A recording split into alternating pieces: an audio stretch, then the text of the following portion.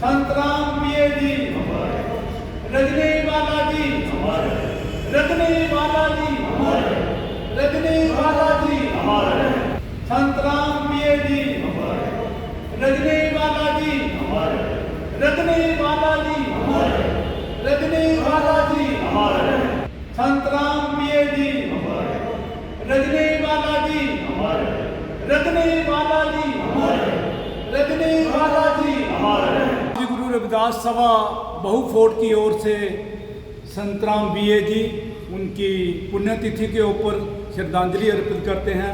और इसी तरह रजनी बालाजी जो कि कश्मीर के अंदर शहीद हुई थी, उन्हीं को आज हम श्री गुरु रविदास सभा बहु फोर्ट की ओर से श्रद्धांजलि अर्पित कर रहे हैं।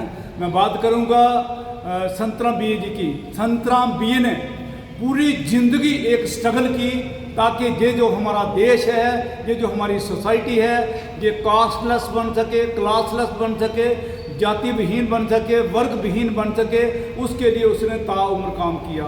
और उन्होंने अपने पूरी ज़िंदगी में 101 साल वो इनकी ज़िंदगी को जिए और उन्होंने 101 से ज़्यादा किताबें लिखी जो कि देश की एकता के ऊपर मुनसर हैं, डिपेंड करती हैं। और इसी के साथ उन्होंने बहुत सा लिटरेचर लिखा, बहुत बड़े के जर्नलिस्ट थे, एजुकेशनिस्ट थे। और उन्होंने एक जात पात तोड़ मंडल जो कि है 1922 में बनाया ताकि जात को तोड़ा जा सके। ये पूरा जो देश है, हम सभी भारतीय हैं।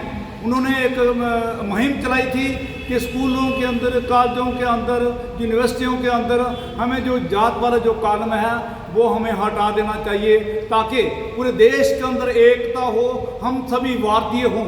इस बात को उन्होंने बहुत जोर दिया। और वो बड़ी गम के साथ ये कोई लाइन कहा करते थे, वो चला जाऊंगा छोड़कर इस आशाने को, चला जाऊंगा छोड़कर एक दिन इस आशाने को, वफाएं तब याद आएंगी मेरी इस ज़माने को। वो बड़े दुख भरे लहजे से इस बात को कहते थे। और एक बार उन्होंने 1936 में उन्होंने बाबा साहब भीमराव अंबेडकर को जो जात पात तोड़ मंडल है उसके प्लेटफॉर्म पर एक कन्वेंशन के लिए उन्हें अध्यक्षीय भाषण के लिए बुलाया था।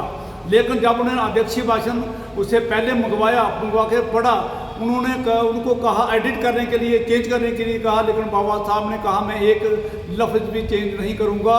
और वो उन्होंने कन्वेंशन तो स्थगित कर दी, लेकिन जो उनका भाषण था, अध्यक्षीय भाषण था, आज वो एक बहुत बड़ी ऐतिहासिक किताब के रूप में सामने आया है, जिसे हम कहते हैं जात पात का विनाश, एनिहिलेशन ऑफ कास्ट। वो जो बुक है उनकी प्रेरणा से बनी हुई है। तो आज हम इनको वो दोनों महान हस्तियों को, रजनी बालाजी को और संतराम बीए जी को दिल की अजीम गहराइयों से हम छत नमन करते हैं। और हमें प्रेरणा लेनी चाहिए इन महापुरुषों से। जय भीम, जय भारत।